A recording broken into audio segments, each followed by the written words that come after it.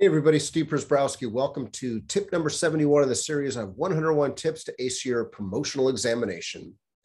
As a reminder, my website, code3firetraining.com, is an awesome resource for anybody that wants to better themselves or wants to assist anybody else with bettering themselves.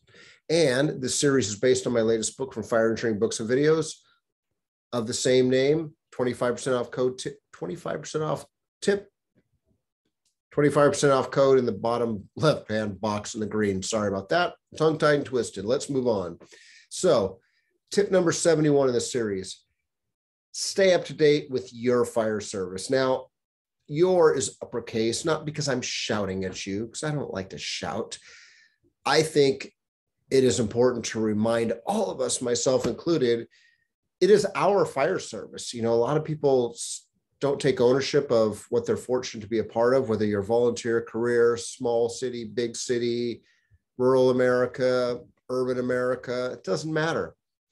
This is our fire service. We need to make it the best we can. And you know what? We need to stay up to date with our fire service, because getting promoted is getting out of your box, getting out of your bubble, being able to expand your horizons, you know, get out of the walls of your jurisdictional boundaries. It's amazing how many people get, you know, come into a promotional process and they've been on the job 5 years, 10 years, sometimes even longer, and they got really nothing to show for it, short of what the department forced them to do, you know, or made them go through.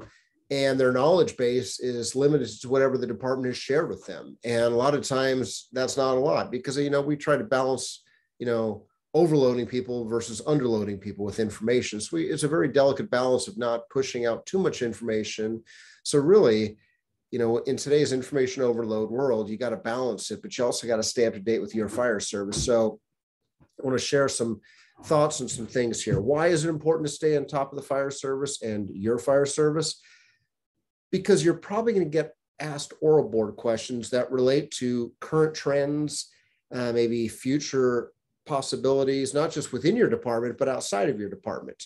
And you may say, why outside of my department? Does it matter? I'm just testing for my own department. I don't really want to go anywhere else. Well, because if something is going on in the fire service in another department, there's a good chance it'll start happening in your department, whether it's within your jurisdiction, whether it's response-wise, whether it's training-wise, leadership issue, whatever the issue is. If you see a trend that's occurring around the country right now, there's a good chance it's going to happen in your department sometime too. So maybe it's your chance to stay ahead of the curve and maybe start familiarizing yourself with it, because you may get asked questions and you can maybe be on that cutting edge of maybe starting a new program or being involved in something special that hasn't really, you know, gotten off the ground yet or even been thought about in your own department. You know, there's lots of ways to stay up to date in the fire service, especially in today's modern world, you know, where we've got, you know, so many devices. So many of us have so many different ways to access the internet, social media. I mean, each of us probably have at least one phone, you know, laptop, iPad, some other Apple Orchard item that, you know, you may have to stay in touch with the world. But there's lots of ways to stay in touch with the world. I think it's made it very easy. Again, you got to balance the information overload aspect. But, you know, here's a couple things that I want to share first. The first on the bottom. You know, the headline that was in the news recently, City of Orlando, Florida, to pay an assistant fire chief almost $1 million to settle a discrimination and sexual harassment lawsuit. You may go or say, well, Steve, I work in Bakersfield, California, or I don't know, Eugene, Oregon, or Spokane, Washington, or Boise, Idaho, or insert city name here that is nowhere near Florida or Orlando. You may go, why does that matter to me? I don't want to work for that department. Our department's never had those issues. And you know what? Who cares about that headline that's going on in that related news story? Well, stories like this hit the papers, hit social media, hit the internet daily. And even though they may not be directly related to your department now, don't be surprised if they aren't in the future at some point. I know it's very easy to say, you know, well, we don't have a sexual harassment problem in our department or discrimination problem. You may be surprised at what's going on and what's not going on in your department. Maybe it just hasn't come to the forefront. If it hasn't happened, awesome, because I hope those things aren't happening in your department, but they're happening. I mean, trust me, in 2021, when I'm filming this, those things are happening around the country, and they make the news almost daily of, you know, people getting fired of all ranks, fire chiefs all the way down to firefighters, you know, getting in lawsuits, getting fired because of inappropriate, illegal, unethical activity like this. But anyway, back to the question of why it's important to stay up to date with your fire service. If you're going for a company officer position, and especially a chief officer position, don't be surprised if you get asked questions during your oral interview or some other part of the promotional process. Maybe there's a subordinate counseling session, maybe there's a role play scenario, maybe there's a crew meeting. Odds are you're going to get questions that relate to harassment, discrimination, hostile work environments. How well do you know the laws? How well do you know your department's policies? And more importantly, not just how well you know them, what the heck are you going to do about those situations if they ever become in your face?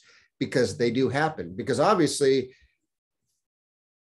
here's a situation that probably should have been handled better. And we're seeing it daily around the country. And we don't teach our folks. I mean, we remind them on policy, we force them to acknowledge policies, but we don't really teach a lot of how to handle these situations. So stay in touch with stuff like this, because if you get asked a question like this in the oral interview, you know, maybe you can share the details of this story that can sort of tell the oral board in an obvious way that you're actually paying attention, that you're actually, you know, your head's on a swivel, you're paying attention to what's going on in the country, and you're already being proactive to be aware and, you know, of things that may happen under your watch as an officer. So, you know, there's lots of different things like that that you can tie in that just shows that you're a cut above maybe the average firefighter that really doesn't give a shit about staying engaged. Now, the top story, Ring doorbell.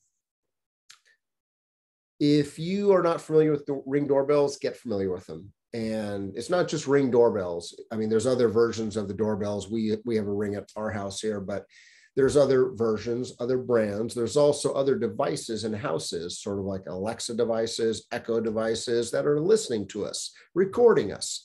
Well, the reason I share this is because a friend of mine in the Midwest, he was telling me that his department's dealing with a personnel investigation for a crew that was caught on a Ring doorbell. And if you're not familiar with Ring doorbell, that's why I said you got to be familiar with it, because every fire officer, every firefighter needs to be aware of the capabilities, how I guess accurate they are, how crystal clear they pick up conversations, and what they're recording. That said, this friend of mine was saying he's dealing with a personnel issue right now because a crew of his personnel was out on an EMS call. It was probably 2 or 3 in the morning. It's a frequent flyer. We all have him. Here he is. Here's his crew at this frequent flyer house. And, you know, they're just, they want to go back to bed. They don't want to go to this house again. They're sick of seeing this lady. And guess what they're doing on the front porch, like probably most of us would be doing, myself included. Here we are again, fucking A, it's goddamn it. You know, we third time today, they're bitching and moaning about having to come back here to Mrs. Smith. And then of course, Mrs. Smith opens the door, the smiles on their faces, the sarcasm goes away. Oh, hello, Mrs. Smith. Nice to see you for the 5th time, and under the breath, fucking time today. Well, she obviously didn't catch that. They took care of her, did whatever they had to do. Well, the lady's daughter, I guess, was reviewing the Ring doorbell footage because she's looking out for her mother's safety, like good daughters, good sons would do. And I guess came across the fire crew that was unprofessional, you know, annoyed to be there, you know, seemed to be miserable and just really just hated life. And it was basically the customer was an inconvenience to them, even as frequent as that person was. Well, now it opened up an investigation that put my friend in a position to possibly have to discipline these individuals because of their inappropriate activities. Well, he said when he talked to the crew about it, they were just dumbfounded because none of them really had heard about Ring doorbells. None of them really were aware of it. And of course, they're blaming the device. So it's an invasion of my privacy. No, it's not. Get over that part of it. Well, anyway, it was a good wake-up call. And we've had situations too. I mentioned the other items like the Echo devices, the Alexa devices of, you know, we've had people complain as well too, or also on the good things, we've had crews that were caught doing the right thing. Now, if you're doing the right thing, you're always professional. Whatever device that's recording you, whether it's a Ring, Echo, Alexa, someone's phone, as long as you're doing the right things, saying the right things, professional, mature, you got nothing to worry about. It's when, you know, sort of like body cameras. I asked a friend of mine who's a cop, you know, hey, how are the cops taken to having to wear the body cameras? And he was pretty upfront. He goes, hey, the new cops that have never had to deal with it, they're getting used to it, not a problem. He goes, the older cops, takes a while for them to, break old habits and get used to it. He goes, but it keeps the honest cops honest. And for the dirty cops that are out there, it just really makes them obvious that they are dirty because, think about it. You're getting recorded on a device that's on your chest and it's catching you being the true you, the true character. And that's the sad part. But back to this, be aware of what's going on out there in today's world in your fire service, because there's lots of things going on. And I mean, obviously some relate to training. This is training, best practices, other lessons learned and everything else, and share these with your crew, because the last thing I think any supervisor or chief wants to do is have to open up an investigation to deal with stuff that really should never have been done in the first place. Sort of like what your mom probably taught you, be nice, just be nice. Or Chief Bernasini, God rest his soul, be nice. Can't go wrong being nice. All right.